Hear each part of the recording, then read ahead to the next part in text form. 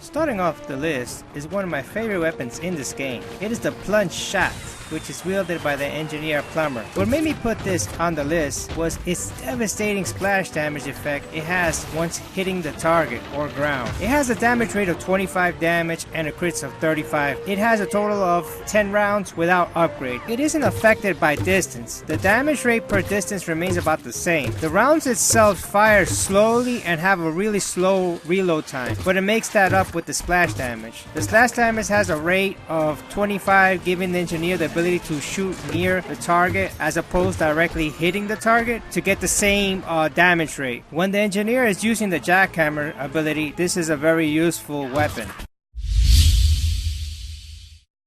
Hitting the number 4 spot has to be the Beaker Blaster.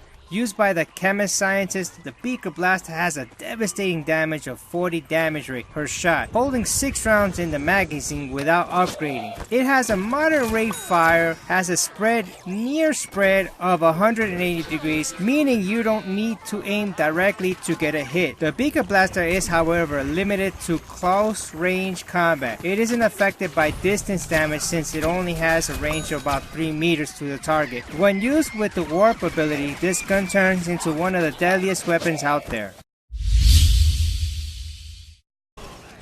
My number 3 spot belongs to Captain Flameface's primary weapon, Flame Blast and Pierce Peg Shot. What makes this so great is that it has 2 abilities in one. First, it's Flame Blast, which is a short-range shotgun. It becomes a type of flame shotgun, getting 25 damage close up. It uses 2 rounds per shot, giving you the ability to shoot 4 times. The Pierce Peg Shot has its magnificent zoom capability, giving you good visibility for far shooting. Its damage rate is between 18 and 25. If a target is hit, it will take 4 damage for an afterburn damage effect that lasts 3 seconds, so that extra burn effect totals up to 16 damage. That's why this gun makes my top 5 list easily. You can bet any plant getting hit by this will definitely feel the burn.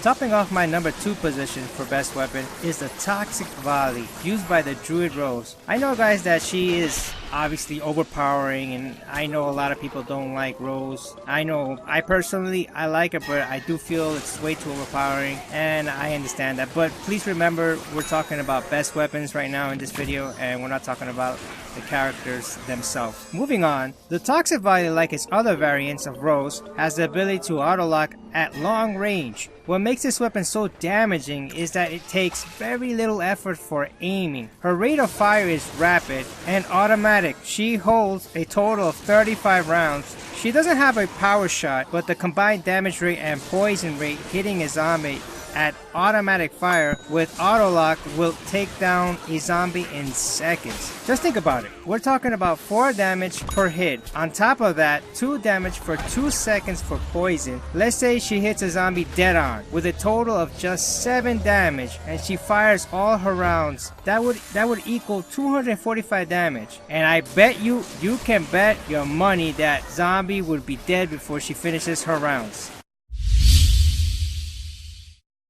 The different type of Rose variants have definitely been under a lot of controversy due to her overpowering characteristics, which brings me to the number 1 best weapon for Plants vs. Zombies Garden Warfare 2. The Scorching Scepter is a Fire Rose primary weapon. Let's look at what makes this number 1. It has the ability to auto-lock on targets, meaning the fire rounds, no matter how bad you shoot, will literally follow the target if it has to. It will curve, resembling a baseball pitcher throwing a curveball. It has a hit damage of 4, and after being hit, it has a continuous burn rate of 4 damage for 2 seconds. Her reload times are normal, averaging 3 seconds. The Scorching Scepter does not lose damage rate per distance, maintaining its damage rate at long range. And we saved the best for last. She has the ability to do a power shot, which does 70 damage, plus her burn rate at damages of 4 makes this weapon a total beast. So there you go, guys. This is my top 5 best weapons. Thank you so much for watching. If you agree or disagree, please leave a comment below. If you enjoyed enjoyed this video, I really would appreciate it if you hit that like button. Subscribe for more Plants vs. Zombies Garden Warfare 2. I will also be starting my new Divisions gameplay when it comes out. Once again, thank you so much for watching. Stay tuned for the next video. Have a good day. Take care. Bye bye. Please don't forget to hit that subscribe button. If you like this video and want to help this channel grow, all you have to do is click that like button. Thank you so much for watching. Check out more of my videos. Also, don't forget to leave a comment. Take care. Bye.